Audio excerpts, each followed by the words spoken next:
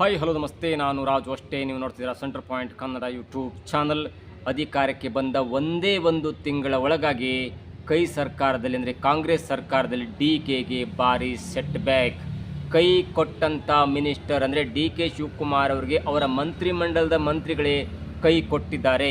ಈಗ ಸರ್ಕಾರದಲ್ಲಿ ಅಸಲಿ ಆಟ ಶುರು. ಏನಿದು ಅಪ್ಡೇಟ್ ಇವೆಲ್ಲವನ್ನು ನೋಡೋಣ. ಅದಕ್ಕಿಂತ ಮೊದಲು ಇಲ್ಲಿ ತನಕ ನಮ್ಮ ಚಾನಲ್ನ ಸಬ್ಸ್ಕ್ರೈಬ್ ಮಾಡಿಲ್ಲ ಅಂದರೆ ಈಗಲೇ ಸಬ್ಸ್ಕ್ರೈಬ್ ಮಾಡಿ, ಜೊತೆಗೆ ಕಾಮೆಂಟ್ಗಳ ಮುಖಾಂತರ ತಮ್ಮ ಅಭಿಪ್ರಾಯವನ್ನು ತಿಳಿಸಬಹುದು. ಎಸ್ ವೀಕ್ಷಕರೇ, ಜೂನ್ 3ರಂದು ಕರ್ನಾಟಕದ 24ನೇ ಮುಖ್ಯಮಂತ್ರಿಯಾಗಿ ಹಠ ಹಿಡಿದು ಅಧಿಕಾರವನ್ನು ಪಡೆದುಕೊಂಡಂಥ DK ಶಿವಕುಮಾರ್ ಅವರು ಅಧಿಕಾರ ವಹಿಸಿಕೊಂಡಂಥ ಕೆಲವೇ ದಿನಗಳಲ್ಲಿ ಕೃಷ್ಣ ಬೈರೇಗೌಡ ರೆಬಲ್ ಆದರು, ರಾಮಲಿಂಗಾರೆಡ್ಡಿ ರೆಬಲ್ ಆದರು. ಮುನಿಯಪ್ಪ ಎನ್ನುವಂಥ ಒಬ್ಬ ಹಿರಿಯ ಮುಖಂಡ ತನಗೆ ಸಿಕ್ಕಂಥ ಆಹಾರ ಖಾತೆಯನ್ನು ಬೇಡ, ನನಗೆ ಬಡವರ ಖಾತೆ ಬೇಕು ಎನ್ನುವಂಥ ಮಾತನ್ನು ಹೇಳಿ ಅಪಹಾಸ್ಯಕ್ಕೆ ಟ್ರೋಲ್ಗೆ ಒಳಗಾದರು. ಅದಾದ ನಂತರ ಅವರು ವಹಿಸ್ಕೊಂಡ್ರು, ಅದು ಬೇರೆ ಪ್ರಶ್ನೆ. ಅದರ ಜೊತೆಗೆ ಇಂಧನ ಸಚಿವ KJ ಜಾರ್ಜ್ ಕೂಡ ಕೆಲವೊಂದು ಅಧಿಕಾರಿಗಳ ಒಂದು ಟ್ರಾನ್ಸ್ಫರ್ ವಿಷಯದಲ್ಲಿ ಕೂಡ ಮುನಿಸಿಕೊಂಡಿದ್ದರು. ಎಲ್ಲವೂ ಕೂಡ ಹಳೆಯ ವಿಷಯ. ಈಗೀಗಂತೂ ಕೃಷ್ಣ ಬೈರೇಗೌಡ ಅವರು ಅಧಿಕಾರಿಗಳನ್ನು ಟ್ರಾನ್ಸ್ಫರ್ ಮಾಡ್ತಿದ್ದಾರೆ, ಕೆಲವು ಕಾಂಟ್ರಾಕ್ಟರ್ಗಳನ್ನು ಬ್ಲ್ಯಾಕ್ ಲಿಸ್ಟಿಗೆ ಹಾಕ್ತಾಯಿದ್ದಾರೆ. ಕೆಲವೊಂದು ವಿಷಯದಲ್ಲಿ ಈ ಅಧಿಕಾರಿಗಳು ಸರಿ ಇಲ್ಲ, ಬೆಂಗಳೂರು ಅಭಿವೃದ್ಧಿ ಅನ್ನೋದು ಕುಂಠಿತವಾಗಿದೆ ಮತ್ತು ಈ ಹಿಂದಿನ ಅಧಿಕಾರಿ ಅಥವಾ ಹಿಂದಿನ ಸರ್ಕಾರ, ಹಿಂದಿನ ಒಂದು ಅಧಿಕಾರದಲ್ಲಿ ಕೆಟ್ಟ ಹಾಳ ಹೋಗಿದೆ ಬೆಂಗಳೂರು ಅಂತ ನೇರ ಆರೋಪವನ್ನು ಮಾಡಿ ಒಂದು ಹಂತಕ್ಕೆ DK ಶಿವಕುಮಾರ್ ಅವರಿಗೆ ಮುಜುಗರ ತರಿಸುವಂಥ ಕೆಲಸ ಮಾಡ್ತಾ ಇದ್ದಾರೆ. ಯಾಕಂದರೆ 2023ರಿಂದ ಟಿಲ್ ಟುಡೇ ಅಥವಾ ಕೃಷ್ಣ ಬೈರೇಗೌಡರು ಅಧಿಕಾರ ವಹಿಸುವ ತನಕ ಇದೇ DK ಶಿವಕುಮಾರ್ ಅವರು ಬೆಂಗಳೂರಿನ ನಗರಾಭಿವೃದ್ಧಿ ಸಚಿವರಾಗಿ ಕೆಲಸವನ್ನು ಮಾಡಿದ್ದರು. ಆದರೆ ಇದೀಗ ಸರ್ಕಾರ ಬದಲಾಗಿದೆ, DK ಶಿವಕುಮಾರ್ ಅವರು ಮುಖ್ಯಮಂತ್ರಿ ಆಗಿದ್ದಾರೆ. ಅವರ ಜಾಗದಲ್ಲಿ ಇದೀಗ ಕೃಷ್ಣ ಬೈರೇಗೌಡ ಅವರು ಒಂದು ಹಂತಕ್ಕೆ ಬೆಂಗಳೂರಿನ ನಗರಾಭಿವೃದ್ಧಿ ಖಾತೆಯನ್ನು ವಹಿಸಿಕೊಂಡಿದ್ದಾರೆ. ಎಲ್ಲವೂ ಸತ್ಯ. ಆದರೆ ಇದೀಗ ಅಧಿಕಾರ ವಹಿಸಿಕೊಂಡಂಥ ಒಂದೇ ಒಂದು ತಿಂಗಳ ಒಳಗಾಗಿ ಬಿಡದಿ ಟೌನ್ಶಿಪ್ ವಿಚಾರವಾಗಿ DK ಸರ್ಕಾರದಲ್ಲಿರುವಂಥ ಮಂತ್ರಿಗಳೇ ಇದೀಗ ಸೆಟ್ ಬ್ಯಾಕನ್ನು ಕೊಟ್ಟಿದ್ದಾರೆ, ಅಥವಾ DK ಶಿವಕುಮಾರ್ ಅವರಿಗೆ ಅಕ್ಷರಶಃ ಸೆಡ್ಡನ್ನು ಹೊಡೆದಿದ್ದಾರೆ. DK ಶಿವಕುಮಾರ್ ಅಂದ ಕೂಡಲೇ ಅಡ್ಡ ಮತದಾನದ ಮುಖಾಂತರ 7+4 11 MLAಗಳನ್ನು ಕ್ರಾಸ್ ವೋಟಿಂಗ್ ಮಾಡಿಸಿ ತನ್ನ 5ನೇ ಅಭ್ಯರ್ಥಿಯನ್ನು ಗೆಲ್ಲಿಸಿಕೊಂಡು ಇಡೀ ದೇಶದ BJPಯ ಮಾನ ಮರ್ಯಾದೆಯನ್ನು ಹರಾಜಾಕಿದರೆ, ಮತ್ತೊಂದು ಕಡೆ ಸಿದ್ದರಾಮಯ್ಯನವ್ರನ್ನ ಕೆಳಗಿಳಿಸಿದಂಥ ಒಂದು ಡೌನ್ಫಾಲ್ ಇದ್ದಿಲ್ಲ, ಅದನ್ನು ಕೂಡ ಸರಿಸಮನಾಗಿ ಬ್ಯಾಲೆನ್ಸ್ ಮಾಡುವಲ್ಲಿ ಯಶಸ್ವಿಯಾದರು. ಒಂದು ಹಂತಕ್ಕೆ ತೇಲ್ತಾ ಇದ್ರು. ಆದರೆ ಬಿಡದಿ ಟೌನ್ಶಿಪ್ ಅಂತ ರೈತರ ವಿಚಾರ ಬಂದಾಗ ಎಲ್ಲೋ ಒಂದು ಕಡೆ ಎಲ್ಲರೂ ಕೂಡ ರೈತರ ಪರವಾಗಿ ನಿಂತರು. ಅಲ್ಲಿ ಯಾರು ನಿಜವಾಗಿ ರೈತರು, ಯಾರು ಭೂಮಿಯನ್ನು ಕೊಳ್ಳಿ ರೆಡಿ ಇದ್ದಾರೆ, ಎಷ್ಟು % ಭೂಮಿಯನ್ನು ಕೊಳ್ಳಿ ರೆಡಿ ಇದ್ದಾರೆ, ಅವರಿಗೆ ಕೊಟ್ಟಂಥ 2.5 ಕೋಟಿ ಅಥವಾ 2.30 ಸರಿಯಾಗುತ್ತಾ ಅಥವಾ ಜಾಸ್ತಿ ಬೇಕಾ, ಎಲ್ಲವೂ ಕೂಡ ಚರ್ಚೆಯ ವಿಷಯ. ಆದರೆ ಒಂದು ಹಂತಕ್ಕೆ 2006, 2007ರಲ್ಲಿ ಇದೇ ಕುಮಾರಸ್ವಾಮಿ ಅವರು ಬಿಡದಿಯ ಟೌನ್ಶಿಪ್ಪನ್ನು ಪ್ಲ್ಯಾನನ್ನು ಅನುಮೋದನೆ ಕೊಟ್ಟಾಗ ಅದು ಕೆಲವೊಂದು ಕಾರಣದಿಂದಾಗಿ ಅವರಿಗೆ ಕೈ ಬಿಡ್ತಾರೆ. ಆದರೆ ಅದೇ ಯೋಜನೆಯನ್ನು DK ಶಿವಕುಮಾರ್ ಅವರು ಎತ್ಕೊಂಡಾಗ ಅದೇ ಕುಮಾರಸ್ವಾಮಿ ತೀವ್ರ ಹೋರಾಟ ಮಾಡ್ತಾರೆ. ಒಂದು ಹಂತಕ್ಕೆ ಹೋರಾಟ ಅಂದರೆ ಇವತ್ತು 27ನೇ ತಾರೀಕು ಮಧ್ಯಾಹ್ನ ತನಕ DK ಶಿವಕುಮಾರ್ ಅವ್ರ ವಿರುದ್ಧವಾಗಿ DK ಶಿವಕುಮಾರ್ ಅವರಿಗೆ ಕಾದು ಕುಳಿತು ಇದೇ ಕುಮಾರಸ್ವಾಮಿ ಅವರು ಬಿಡದಿಯಲ್ಲಿದ್ದರು. ಆದರೆ DK ಶಿವಕುಮಾರ್ ಅವರು ಅಂತ ಗೋಜಿಗೆ ಹೋಗಲಿಲ್ಲ, ಅಂತ ಗೊಂದಲಕ್ಕೆ ಹೋಗಲ್ಲ. ಅದಾದ ನಂತರ ಸರ್ಕಾರದಿಂದ ಅನೇಕ ವಕ್ತಾರರು ಅಥವಾ ಕಾಂಗ್ರೆಸ್ ಪರರು ಹೇಳ್ತಾ ಇದ್ರು, ಇಲ್ಲ ಕುಮಾರಸ್ವಾಮಿ ಅವರಿಗೆ ಗಲಾಟೆ ಮಾಡಿ ಅಲ್ಲಿ ಗೋಲಿಬಾರ್ ಮಾಡಿಸುವಂಥ ಒಂದು ಉದ್ದೇಶ ಇತ್ತು, ಹಾಗಾಗಿ ಅವರು ಅಲ್ಲಿ ಗಲಾಟೆ ಗೊಂದಲವನ್ನು ಮಾಡಿಸುವಂಥ ಕಾರ್ಯಕ್ಕೆ ಹೋಗಿದ್ದಾರೆ, ಹಾಗಾಗಿ ನಾವು ಹೋಗಲ್ಲ ಅನ್ನುವಂಥ ಮಾತನ್ನು ಹೇಳಿ ಅಷ್ಟಕ್ಕೆ ಮುಗಿಸ್ಕೊಂಡು ಬಿಟ್ಟರು ಸರ್ಕಾರದ ಕಡೆಯಿಂದ. ಆದರೆ DK ಶಿವಕುಮಾರ್ ಅವರಿಗೆ ಮಂತ್ರಿಮಂಡಲದ ಸದಸ್ಯರೇ ಒಂದು ಟಾಂಗನ್ನು ಕೊಟ್ಟಿದ್ದಾರೆ, ಸೆಡ್ಡನ್ನು ಹೊಡೆದರೆ. Number 2 minister in DK Shivakumar, ಅಂದರೆ DK ಶಿವಕುಮಾರ್ ಆದ ನಂತರ ನಂಬರ್ 2 ಡೆಪ್ಯೂಟಿ CM ಆದಂಥ ಪರಮೇಶ್ವರ್ ಹೇಳ್ತಾರೆ, ಯಾಕೆ ನಾವು ಬಿಡದಿಯನ್ನೇ ನಾವು ಟೌನ್ಶಿಪ್ ಮಾಡಬೇಕು, ರೈತರು ಒಪ್ಪಲಿಲ್ಲ ಅಂದರೆ ಅವರ ಭೂಮಿಯನ್ನು ಕಿತ್ತುಕೊಂಡು ಸಾಧಿಸುವುದೇನಿದೆ, ರೈತರು ಒಪ್ಪಬೇಕು, ಭೂಮಿ ಕೊಡಬೇಕು, ಅಥವಾ ಭೂಮಿಗೆ ನಾವು ಕೊಟ್ಟಂಥ ಒಂದು ಹಣದ ಒಂದು ವಿಷಯದಲ್ಲಿ ಕಡಿಮೆ ಆದರೆ ಮತ್ತೆ ಜಾಸ್ತಿ ಮಾಡಬೇಕು, ಜೊತೆಗೆ ಸಂಪೂರ್ಣವಾಗಿ ನಾವು ರೈತರ ಜೊತೆ ಚರ್ಚೆ ಮಾಡಬೇಕು ಎನ್ನುವಂಥ ಮಾತನ್ನು ಹೇಳಿ ಒಂದು ಕಡೆ DK ಶಿವಕುಮಾರ್ ಅವರಿಗೆ ಸೆಡ್ ಹೊಡುವಂಥ ಪ್ರಯತ್ನ ಮುಂದುವರೆಸಿ ಹೇಳ್ತಾರೆ.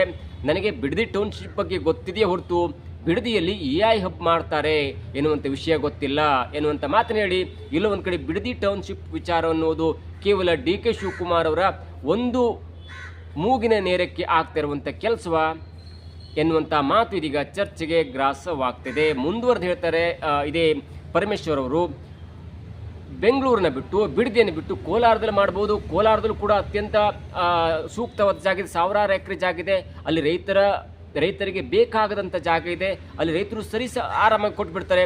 ಅಲ್ಲಿ ಕೊಟ್ಟರೆ 1000 ಜನಕ್ಕೆ ಕೆಲಸ ಸಿಗುತ್ತೆ ಮತ್ತು ಪರ್ಯಾಯ ಬೆಂಗಳೂರು ಮತ್ತು ಪರ್ಯಾಯವಾಗಿ ಈ ಒಂದು ಟ್ರಾಫಿಕ್ ನಿರ್ಮೂಲನೆ ಮಾಡುವುದು ಬೆಂಗಳೂರಲ್ಲಿ, ಮತ್ತು ಪರ್ಯಾಯ ಸಿಟಿಯನ್ನು ಪರ್ಯಾಯ ಒಂದು ಉದ್ಯೋಗವನ್ನು ಒದಗಿಸಬಹುದು, ಮತ್ತು ಅಲ್ಲಿ ಕಾತರರಾಗಿದ್ದಾರೆ ಜನ ಎನ್ನುವಂಥ ಮಾತನ್ನು ಇದೇ ಡೆಪ್ಯೂಟಿ ಸಿ ಎಂ ಹೇಳ್ತಾರೆ. ಜೊತೆಗೆ ಮತ್ತೊಂದು ಮಾತಾಡಿ, ತುಮಕೂರಲ್ಲೂ ಕೂಡ ಟೌನ್ಶಿಪ್ ಆಗಬೇಕು, ಕೇವಲ ಬೆಂಗಳೂರು ಮತ್ತು ಬೆಂಗಳೂರಿನ ಅಕ್ಕಪಕ್ಕ ಯಾಕೆ ಮಾಡ್ತೀರಿ, ಬಿಡದಿಯಲ್ಲಿ ಆದಂಗೆ ಅಥವಾ ಬಿಡದಿಯ ಬೇರೆ ಬೇರೆ ಕಡೆ ರಾಜ್ಯದ ಬೇರೆ ಬೇರೆ ಕಡೆ ಆದಂಗೆ ತುಮಕೂರಲ್ಲೂ ಕೂಡ ಟೌನ್ಶಿಪ್ ಆಗಬೇಕು ಎನ್ನುವಂಥ ಒಂದು ಮಾತು. ಇನ್ನು ಎರಡನೇದಾಗಿ ಬಿ ಕೆ ಹರಿಪ್ರಸಾದ್ ಅಂತ ಹೇಳೋದೊಂಥರ ರೆಬಲ್ ಕ್ಯಾಂಡಿಡೇಟ್, ರೆಬಲ್ ಮ್ಯಾನರಿಸಮ್, ಯಾರನ್ನು ಕೂಡ ಸಾಮಾನ್ಯವಾಗಿ ಬಿಟ್ಟವ್ರಲ್ಲ. ಅದೇ ಸಿದ್ದರಾಮಯ್ಯವ್ರನ್ನು ಕೂಡ ನೇರವಾಗಿ ಮಾತನಾಡಿದಂಥವ್ರು, ಇದೇ ಡಿ ಕೆ ಶಿವಕುಮಾರ್ ಅವ್ರನ್ನ ನೇರವಾಗಿ ಮಾತಾಡುವಂಥವ್ರು. ಅವರು ಹೇಳ್ತಾರೆ, ರೈತರು ಭೂಮಿ ಕೊಡಲಿಲ್ಲ ಅಂದರೆ ನಾವು ಬಿಡದಿ ಟೌನ್ಶಿಪ್ಪನ್ನು ಬಿಟ್ಟು ಬಿಡ್ತೇವೆ. ನೋಡಿ, ಒಬ್ಬ ರಾಜ್ಯದ ಕಾಂಗ್ರೆಸ್ ಅಧ್ಯಕ್ಷರು ಹೇಳಿದಂಥ ಮಾತು. ಸಿ ಎಂ ಅನುಮೋದನೆ ಕೊಟ್ಟಿದ್ದಾರೆ, ಹಣ ಹಂಚಿಕೆಯಾಗಿದೆ, 516 ಎಕರೆಯನ್ನು ರೈತರಿಂದ ಪಡ್ಕೊಂಡದ್ದಾಗಿದೆ, ಅವರಿಗೆ ಚೆಕ್ಕನ್ನು ವಿತರಣೆ ಮಾಡೋದಾಗಿದೆ. ಅದಾದ ನಂತರ ಪಕ್ಷದ ಅಧ್ಯಕ್ಷರು ಹೇಳ್ತಾರೆ, ಇಲ್ಲ ರೈತರು ಒಪ್ಪಲಿಲ್ಲ ಅಂದರೆ ನಾವು ಬಿಡದಿ ಟೌನ್ಶಿಪ್ಪನ್ನು ಕೈ ಬಿಟ್ಟು ಬಿಡ್ತೇವೆ ಅನ್ನುವಂಥ ಮಾತು. ಇದಕ್ಕೆ ಪೂರಕವಂತೆ ಕಳೆದ ಒಂದು 15 ದಿನಗಳ ಹಿಂದೆ ಕಾಂಗ್ರೆಸ್ ವಕ್ತಾರ ಎಂ ಲಕ್ಷ್ಮಣ್ ಅವರ ಆಡಿಯೋ ಕೂಡ ವೈರಲ್ ಆಗಿತ್ತು. ರೈತರ ಜೊತೆ ಮಾತನಾಡುವಾಗ ಇಲ್ಲ ನಾವು ಈ ಬಿಡದಿ ಯೋಜನೆಯನ್ನು ಕೈಗೊಳ್ಳಲ್ಲ. ರಾಹುಲ್ ಗಾಂಧಿ ಅವರು ಕೂಡ ರಿಪೋರ್ಟ್ ಹೋಗ್ಬಿಡುತ್ತೆ, ರೈತರ ಭೂಮಿಯನ್ನು ಕಿತ್ತುಕೊಂಡು ಸಾಧಿಸುವುದೇನಿದೆ, ಈ ಎಲ್ಲದರ ಬಗ್ಗೆ ನಮ್ಮ ಕಾಂಗ್ರೆಸ್ ಮುಖಂಡರು ಕೂಡ ರಾಹುಲ್ ಗಾಂಧಿಯವರಿಗೆ ಒಂದು ರಿಪೋರ್ಟನ್ನು ಕೊಟ್ಟಿದ್ದಾರೆ.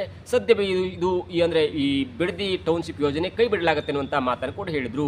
ಅದಾದ ನಂತರ Satish Jarkiholi one of the rebel ಅಥವಾ ಕೂಲ್ ರೆಬಲ್ ಅಂತಾರಲ್ಲ, ಅಂಥ ಒಬ್ಬ ವ್ಯಕ್ತಿ ಕೂಡ ಇದೀಗ ಡಿ ಕೆ ಶಿವಕುಮಾರ್ ಅವರ ವಿರುದ್ಧವಾಗಿ ಮಾತನಾಡಿದ್ದಾರೆ. ಅದೇನೆಂದರೆ, ಕೆಲವೊಂದು ಹಂತಕ್ಕೆ ನಾವು ಕ್ಯಾಬಿನೆಟಲ್ಲಿ ಕೂಡ ಚರ್ಚೆ ಮಾಡಬೇಕಾಗತ್ತೆ ಎನ್ನುವಂಥ ಮಾತನ್ನು ಹೇಳಿದ್ದಾರೆ. ಅಂದರೆ ಮತ್ತೆ ಈ ಬಿಡದಿ ಟೌನ್ಶಿಪ್ ವಿಚಾರ ಕ್ಯಾಬಿನೆಟ್ನಲ್ಲಿ ಮುಂದೆ ಬರುತ್ತಾ ಕಾದು ನೋಡಬೇಕು. ಜೊತೆಗೆ ಪ್ರಿಯಾಂಕ್ ಖರ್ಗೆ ಮತ್ತೊಬ್ಬ ಮಿನಿಸ್ಟರ್ ಇವರು ಕೂಡ ಹೇಳಿದ್ದಾರೆ, ಯಾವುದೇ ಕಾರಣಕ್ಕೂ ಕೂಡ ರೈತರ ಭೂಮಿಯನ್ನು ಕಿತ್ತುಕೊಳ್ಳುವಾಗ ನೋಡಿ ಯೋಚನೆ ಮಾಡಬೇಕು ಎನ್ನುವಂಥ ಮಾತಿದೆಯಲ್ಲ, ಅದು ಇದೀಗ ಎಲ್ಲೆಡೆ ಚರ್ಚೆ ಆಗುವಂಥ ವಿಷಯ. ಏನೇ ಆಗಲಿ, ಬಿಡದಿ ಟೌನ್ಶಿಪ್ ವಿಚಾರ ಅಂತ ಬಂದಾಗ ಕುಮಾರಸ್ವಾಮಿಯಿಂದ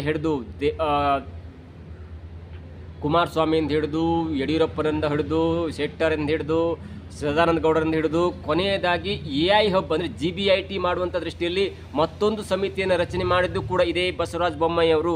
2013ರಿಂದ 2018 ತನಕ ಕಾಂಗ್ರೆಸ್ ಸರ್ಕಾರ ಇತ್ತು, ಅಲ್ಲಿ ಯಾವುದು ಕೂಡ ಡೆವಲಪ್ಮೆಂಟ್ ಆಗಿರಲಿಲ್ಲ ಬಿಡದಿ ಯೋಜನೆಗೆ ತಕ್ಕಂತೆ. ಆದರೆ 2023ರಲ್ಲಿ ಮತ್ತೆ ಕಾಂಗ್ರೆಸ್ ಬಂದಾಗ, ಇದೇ ಡಿ ಕೆ ಶಿವಕುಮಾರ್ ಅವರು ಬೆಂಗಳೂರಿನ ನಗರಾಭಿವೃದ್ಧಿ ಸಚಿವರಾದಾಗ, ಅಥವಾ ಇದೇ ಡಿ ಕೆ ಶಿವಕುಮಾರ್ ಅವರಿಗೆ 25ನೇ ಅಂದರೆ 2025-26ಕ್ಕೆ ತಾನು CM ಆಗ್ತೇನೆ ಅನ್ನುವಂಥ ಭಾವನೆ ಸಿಕ್ಕಾಗ 2023ರಲ್ಲಿ ಸಿದ್ದರಾಮಯ್ಯನವರ ನೇತೃತ್ವದ ಸರ್ಕಾರದಲ್ಲಿ, ಅಂದರೆ ಸಿದ್ದರಾಮಯ್ಯನವರ ಅಡಿಯಲ್ಲಿ ಇದನ್ನು ಮತ್ತೆ ಎನಲೈಸ್ ಮಾಡುವಂಥ ಮತ್ತು ಭೂಮಿ ಒತ್ತುವರಿ ಮಾಡುವಂಥ, ಭೂಮಿಯನ್ನು ರೈತರಿಂದ ಪಡ್ಕೊಳ್ಳುವಂಥ ಕಾರ್ಯ ಆಯಿತು.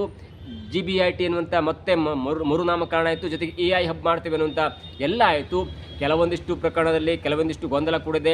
ಈ ಬಿಡದಿ ಟೌನ್ಶಿಪ್ಪಲ್ಲಿ ಪ್ರಾಜೆಕ್ಟನ್ನು ಒಂದು ಬೇರೆ ಸಂಸ್ಥೆ ಕೊಡ್ತಾರೆ, ಅಲ್ಲಿ ಗಾಂಧಿ ಕುಟುಂಬದ ಕೈವಾಡ ಇರುತ್ತೆ. ಗಾಂಧಿ ಕುಟುಂಬದ ಕೆಲವೊಬ್ಬರು ಅಲ್ಲಿ ಶೇರ್ ಹೋಲ್ಡರ್ ಆಗಿದ್ದಾರೆ, ಅದರಿಂದ ಅವ್ರು ಲಾಭ ಆಗುತ್ತೆ. ಹಾಗಾಗಿ ಯಾವುದೇ ಕಾರಣಕ್ಕೂ ಕೂಡ ಇದನ್ನು ರಾಹುಲ್ ಗಾಂಧಿ ತಡೆಯಲ್ಲ, ಯಾಕಂದರೆ ಗಾಂಧಿ ಕುಟುಂಬದ ಒಂದು ಕಂಪನಿಯ ಶೇರ್ ಕೂಡ ಇದೆ ಅನ್ನುವಂಥ ಮಾತು ಕೂಡ ಕೇಳಿ ಬರ್ತಿದೆ.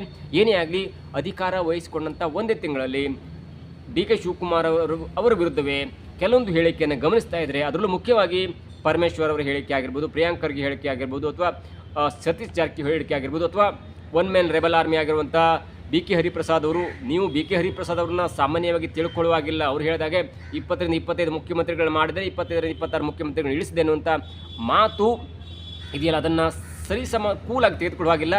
ಕಾಲ ಬಂದಾಗ ಎಲ್ಲವನ್ನೂ ಕೂಡ ಅಪ್ಲೈ ಮಾಡುವಂಥ ಒಬ್ಬ ಬುದ್ಧಿವಂತ ಚಾಣಕ್ಯ ಈಡಿಗ ನಾಯಕ. ಹೀಗಾಗಿ ಎಲ್ಲೋ ಒಂದು ಕಡೆ ಅಧಿಕಾರಕ್ಕೆ ಬಂದ ಒಂದೇ ತಿಂಗಳಲ್ಲಿ ಕೈ ಕೊಟ್ಟುಬಿಟ್ರ minister for D K Shivakumar ಎನ್ನುವಂಥ ಚರ್ಚೆ ಇದೀಗ ಜೋರಾಗ್ತಿದೆ. ಒಂದು ಹಂತಕ್ಕೆ ಇವತ್ತು ಬಿಡದಿಯಲ್ಲಿ ಕೋಲಾಹಲವು ನಡೆದಿತ್ತು.